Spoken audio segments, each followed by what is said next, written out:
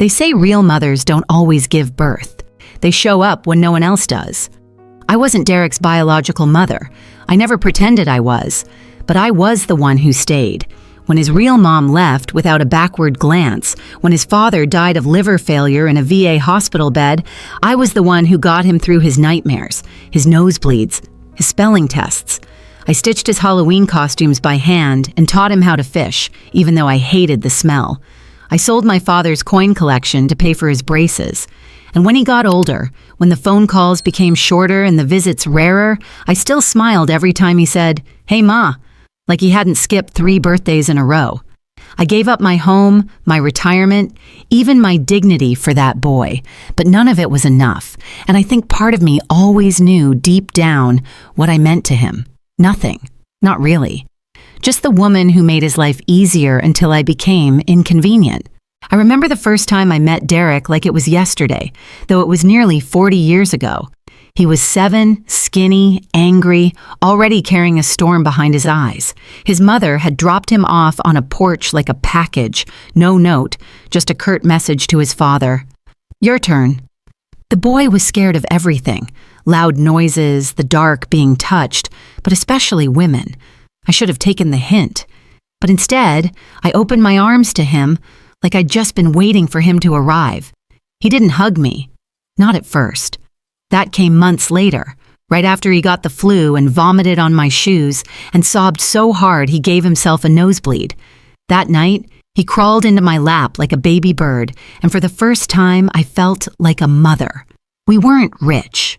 We lived in a double wide on a wooded lot in northern Vermont, with pine needles in the gutters and a washing machine that shook the walls. His father worked seasonal construction jobs. I took shifts at the library and cleaned cabins on weekends. Every dollar we made went to bills, and every ounce of patience I had went into raising that boy. When Derek needed new cleats, I skipped meals. When he got suspended for fighting, I marched into the principal's office like a lawyer on trial. When he was 16 and crashed a borrowed truck, I pawned the ring my mother gave me just to keep him from juvie. I told myself it was what mothers did, even if he wasn't mine, even if sometimes he looked at me like I was in the way. When my husband died in '97, Derek was already drifting. He didn't come home for the funeral, sent flowers with a misspelled note, "Sorry for your loss." He was in Arizona then, chasing a sales job he never kept. I didn't ask why he didn't call. I just kept sending birthday cards and holiday checks and little texts that always started with, "Hi, sweetheart, just thinking of you." I always told myself he was busy, that he'd come back around, that one day he'd look at me and remember what I gave. But people don't remember what you gave when they never thought it was theirs to begin with. A few years ago, he showed up again. New wife, new plan, same grin. Said he wanted to reconnect. Said Tiffany adored me. Said Vermont was a great place to settle down. I believed him because I wanted to.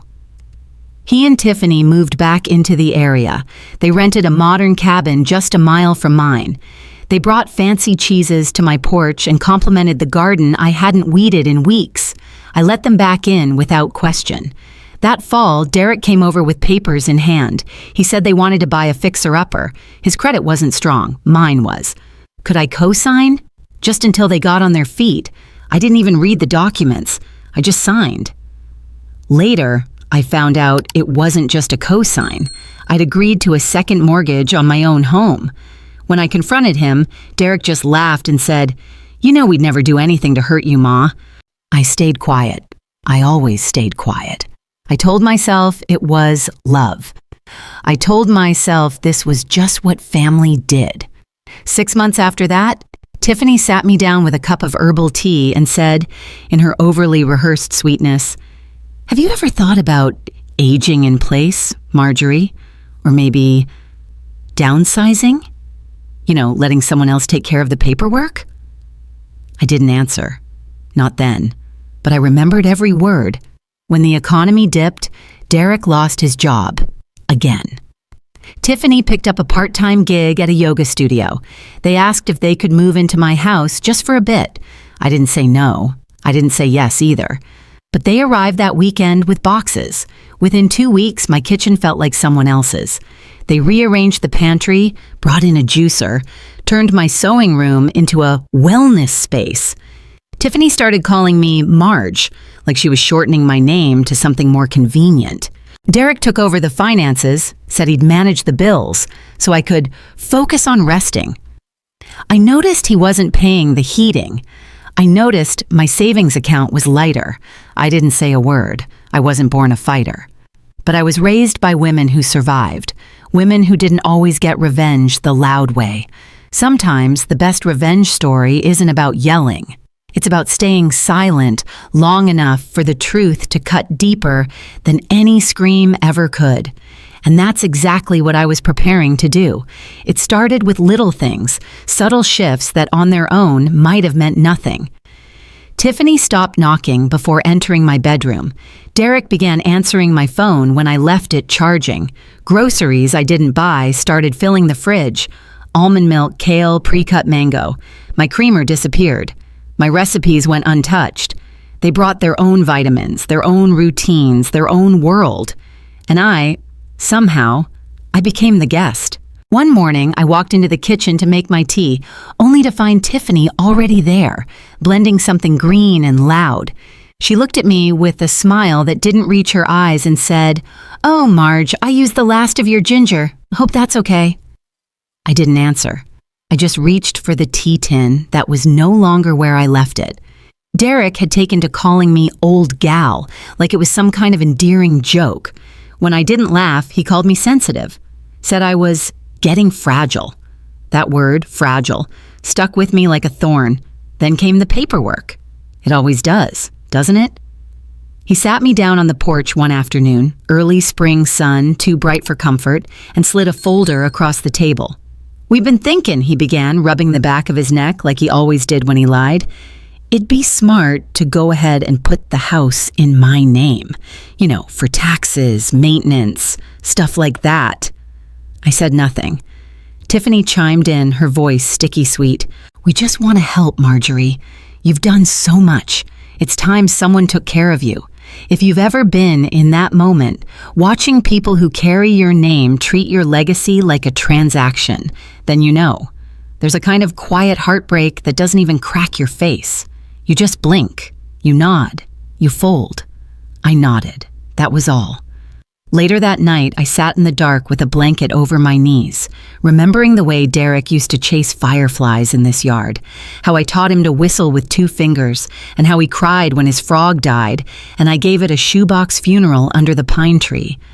I thought about every scraped knee I bandaged, every sandwich I cut into triangles, and how none of it, not a single second, mattered now. Because now, I was in the way. And the worst part wasn't their plan.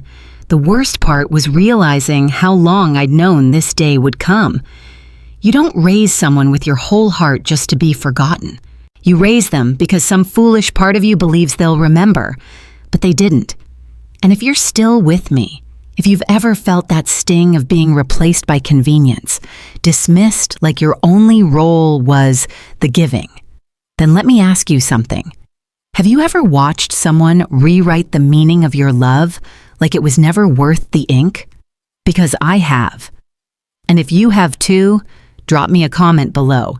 Tell me I'm not the only one. We carry these stories alone for too long. A week later, Tiffany planned a family hike, said it would be good for all of us. "Reconnect in nature," she chirped, like we were some Hallmark commercial waiting to happen. Derek packed the bags, snacks, water bottles, electrolyte powders. He told me to wear good shoes, not your old ones, Ma. Like I didn't used to guide school field trips through terrain he wouldn't survive 5 minutes in. They were setting the scene. I could feel it. Their words were rehearsed, their smiles too-timed. One night I heard them talking in the guest room, whispering. Tiffany said, "She's slipping, Derek. It's a kindness, really. No one would question it." And Derek? My Derek? He laughed. "We just have to time it right." That laugh didn't sound like him. It sounded like someone who never had a scraped knee to begin with. Someone who'd never needed me. Someone who believed I owed him the rest of my life. The next morning, he brought me tea. Not coffee, not orange juice. Tea. The kind I hadn't touched in months, the kind I drank when I was grieving. He placed the cup gently in front of me. "Drink up," he said, smiling. "We've got a big day ahead." That's when I knew, and still I smiled. I sipped. I let it touch my lips. I placed the cup down softly and thanked him, because the thing about being underestimated is, it buys you time. The trail was one I knew by heart. I'd hiked it every summer for decades, guiding tourists through switchbacks, pointing out mushrooms and hawk nests and shaded ridges that only the locals remembered. But that day, I walked behind my son like I was just another tired old woman out for a stroll she didn't ask for. Derek took the lead, of course. He always liked being out front. Tiffany was in the middle, playing the role of cheerful wife, narrating the scenery like she thought she was in a travel vlog. I followed, quiet, watchful, letting the rhythm of the trees settle into my bones. Birch, maple, oak. They didn't betray you. Not like people did. A mile in, Derek offered me water again. Same bottle, same smile. "Stay hydrated, Ma," he said, like I was a houseplant. I looked at him. Really looked. And for the first time, I saw a stranger. His voice was the same, but his eyes were too still.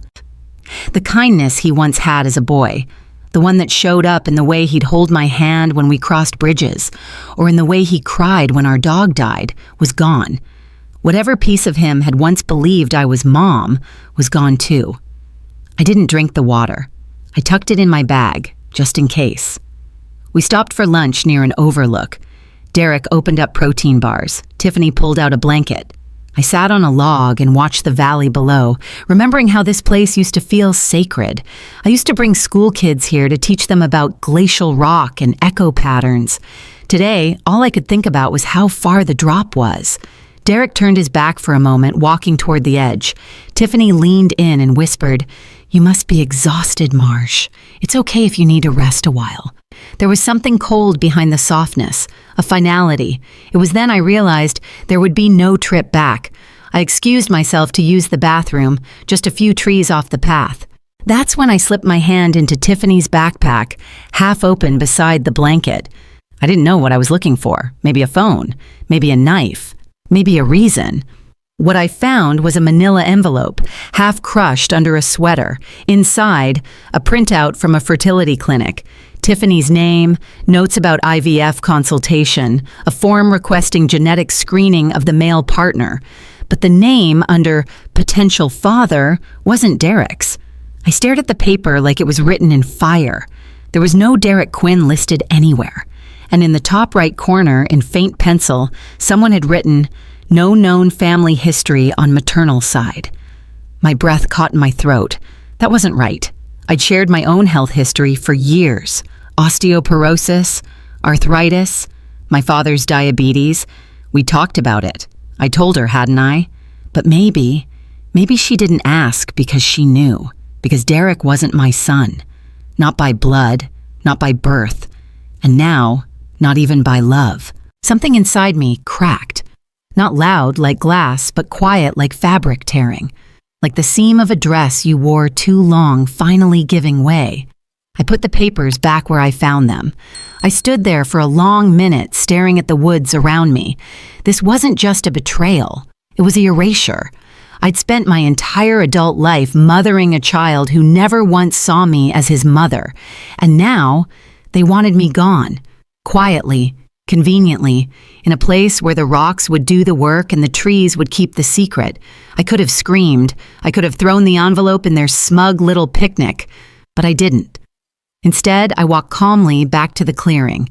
Derek turned and smiled, tight, performative. Tiffany was already packing up. "All ready?" she asked. I nodded. Then I reached into my own pack, pulled out the sealed granola bag I'd brought myself, and passed it to them. "You'll need more energy," I said. They didn't think twice. They ate. We hiked deeper that afternoon.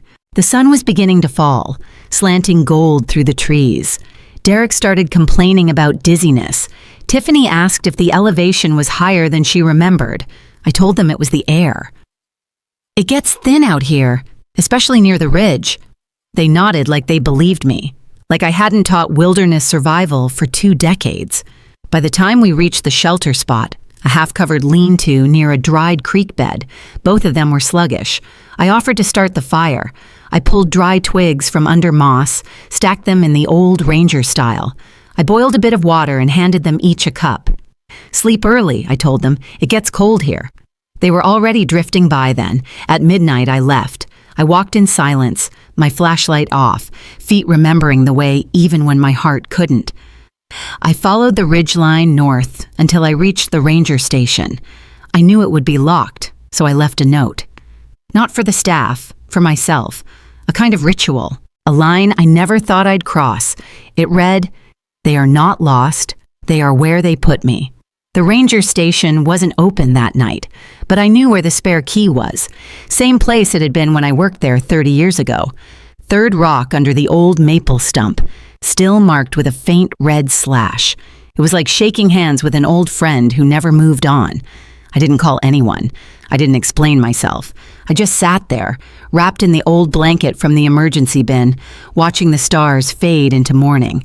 The woods were quiet now, the air still, holding the weight of what I'd just left behind. By dawn, a pair of rangers found me sipping lukewarm instant coffee in a metal cup. I gave them a half smile and said I'd gotten turned around on the trail. I didn't tell them about Derek, or Tiffany, or the bottle of water I never drank. Some truths don't need to be reported, they need to be remembered. They offered to take me to urgent care, but I waved them off. "I'm just tired," I said. "Not broken." And that was true. I wasn't broken. I was bruised, yes, hollow in places, but I was also clearer than I'd been in decades. Back at home, I changed the locks, quietly. No notice, no fight, just new keys, new codes, new boundaries. Their things were still there. Shoes in the hallway, juicer on the counter, Tiffany's lavender shampoo in my shower, but they wouldn't be for long. I boxed everything up that week. Every item went into storage, not donated, not trashed. I didn't want to destroy their things. I just didn't want them in my world anymore. Then I opened my safe. I hadn't looked in it since last year. The one behind the pantry wall, the one Derek didn't know about. Inside were the things I'd held closest.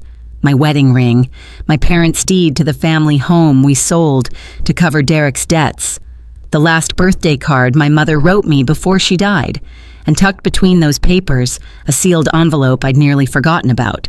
It was from the county clerk's office, a DNA confirmation. I'd filed it quietly years ago after overhearing a conversation between my husband and his brother that didn't sit right.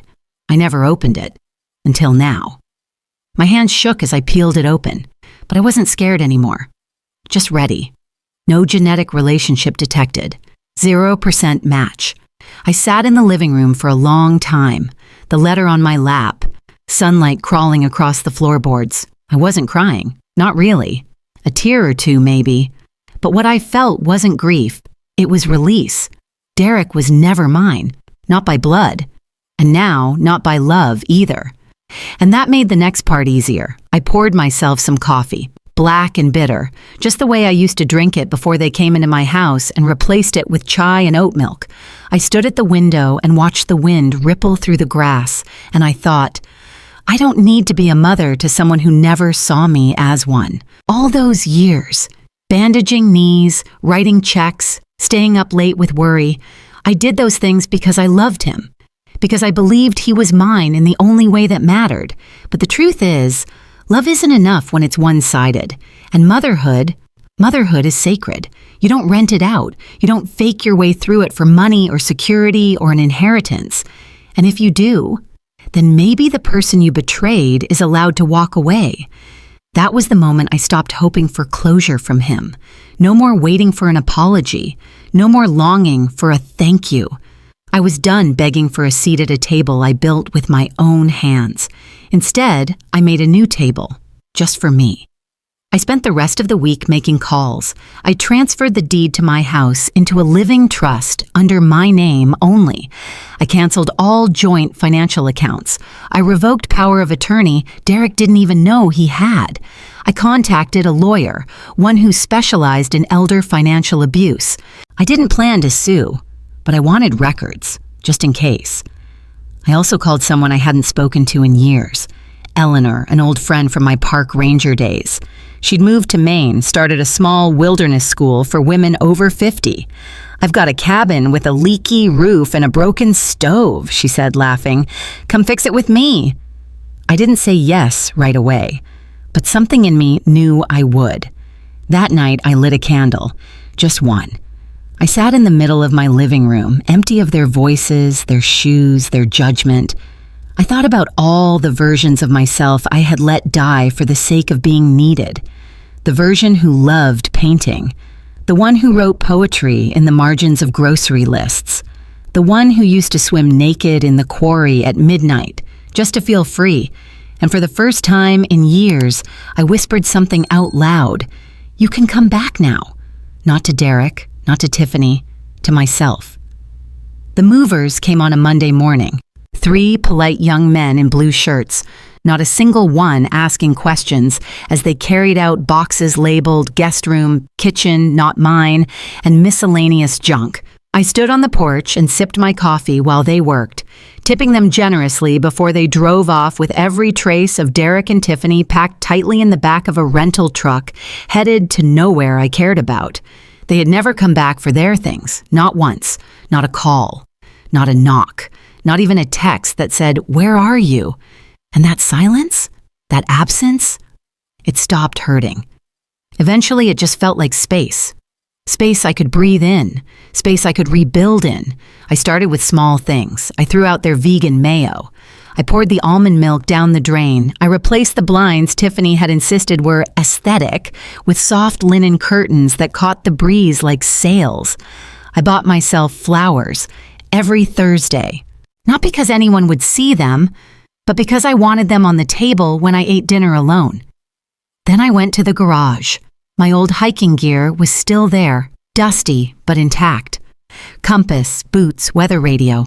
I cleaned each piece like a ritual, like I was restoring a part of myself. When I laced those boots again, I didn't feel like a victim. I felt like a woman who remembered how to move forward, one trail at a time. I also reconnected with Eleanor. The call turned into a visit, and the visit turned into something more. Her wilderness program in Maine was humble. A few cabins, a gravel path to the lake, an old barn converted into a gear shed. But it was real.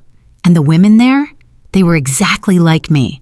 Not broken, not bitter, just, rebuilding. I started teaching weekend workshops, trail reading, fire starting, compass skills. At first it was strange hearing myself explain things again. I hadn't taught anyone in years, but soon it felt natural, like slipping into a coat I'd forgotten I owned. The other women listened, not because they had to, because they wanted to. One woman named Pat, 63, told me, "You don't talk like someone who's been through hell." I smiled. That's because I'm already on the other side of it. We laughed. Then we hiked 5 miles and ate sandwiches under a sugar maple that hadn't dropped its leaves yet. Back at home, I worked on reclaiming my story. I shredded every financial form that had Derek's name on it. I deleted old voicemails I'd kept out of habit. I took down every photo where I was standing behind him, smiling like I was lucky just to be there. I printed new ones. Me on the trail, me with Eleanor, me by the lake holding a fish I hadn't caught but claimed anyway. I wasn't trying to prove anything. I was just rewriting the walls. For me. One afternoon, while reorganizing a shelf, I found a birthday card tucked inside a recipe book. It was from Derek, dated 6 years ago. It read, "Thanks for always being there. I know I don't say it enough, but I see everything you do. Love, D." It used to make me cry. That day, I folded it gently, slid it into the trash, and took the trash out. I didn't need recycled affection. Not anymore. Instead, I started a notebook, just for myself. Each page was a different kind of entry. What I cooked that day, what bird I spotted on the porch, what memory I was finally letting go of. Some pages were just a single line, like, "He was not mine, but I was real." And isn't that what matters? Because in the end, our love is not measured by how others receive it, but by how deeply we gave it, even when no one asked, even when no one stayed. I stopped checking my phone for messages. I stopped wondering if they'd show up again, and if they did, I wasn't scared anymore. They didn't know the woman I'd become, and frankly, they never really knew the one I was. I walked into town on Saturday mornings, smiling at neighbors I hadn't talked to in years.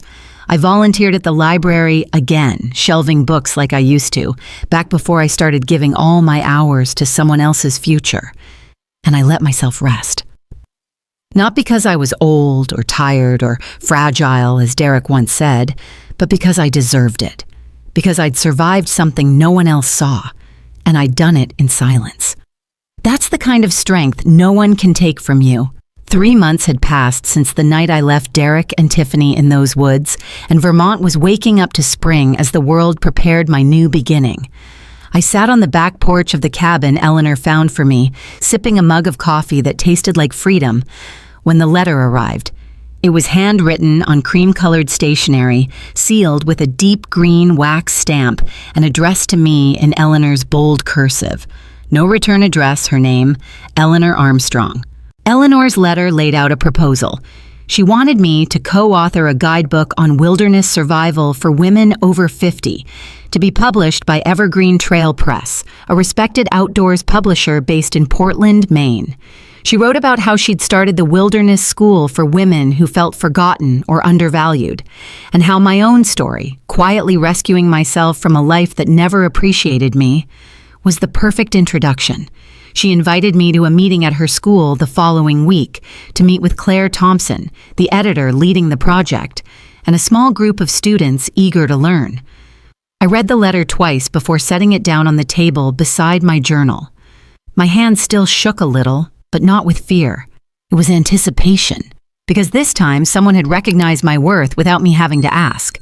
I wrote back immediately, using the same stationery, the same bold cursive, and said I'd be honored. I drove the old Subaru Eleanor loaned me up to Maine on a Thursday morning, the highway quiet except for a few late trucks and early birds heading for their fishing spots. The ride was introspective and calm, the landscape rolling by in shades of green and gold as I watched the sun climb higher. The school was nestled on a hill overlooking a lake, cabins scattered among pine and birch. When I arrived, Claire Thompson was already there, a woman in her 50s with silver-streaked hair and a warm smile. She greeted me like a long-lost friend, gave me a firm handshake, and said, "Marjorie Quinn, we've heard your story. It's time the world heard it too."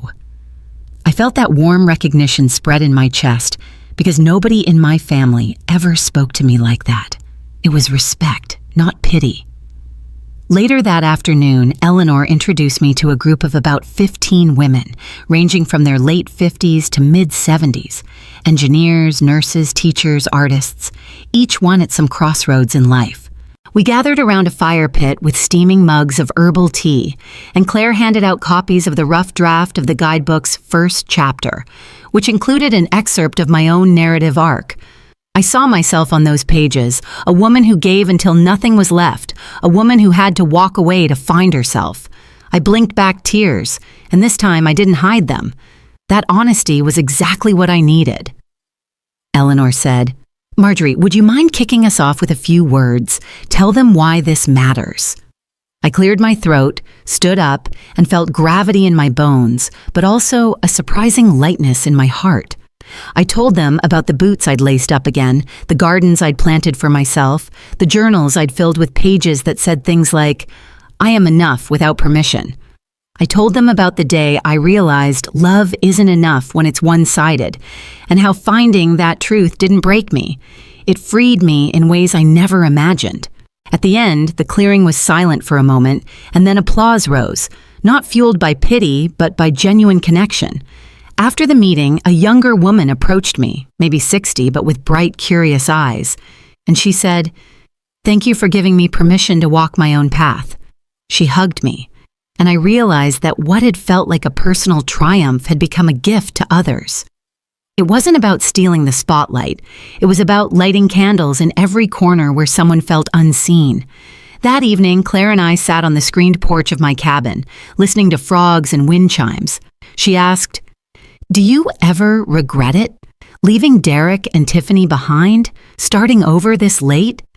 I gazed out at the dark water, starlight dancing on the ripples, and answered quietly, I regret waiting so long to choose myself. Claire nodded, handing me another mug of tea, and said, "Better late than never, right?" I smiled into my mug, feeling a calm settle in my bones. In the quiet of my study, I kept a single thank you card that read, "Your words saved me," pinned above my desk. That simple message made me feel seen in a way no family ever could. The next morning, I packed my bags and wrote in my journal, "Tonight I stood among strangers who felt like home. Tonight I was seen." I drove back to Vermont, watching the sunrise over the peaks, and I felt something I hadn't in decades: excitement about the unknown. Because I was no longer defined by what I gave up. I was defined by what I chose. Back in my garden, the lavender had grown tall, the rosemary was bushy, and fresh mint had spread across one corner of the raised bed. I planted more seeds, sunflowers, marigolds, snap peas, because I wanted something to nurture for myself. Each morning, I stood there with my coffee and whispered, "Grow for yourself." Tomorrow, I'll return to that school as a co-author and mentor, not because I need validation, but because I choose to share my hard-won freedom. The silence in my house no longer felt empty. It felt like a promise. Thank you for listening to my story. Remember, it's truly never too late to put yourself first. If you've ever had to choose yourself over people who never deserved your devotion, share your own story below. Let us build each other up. Your courage could truly be someone else's lifeline.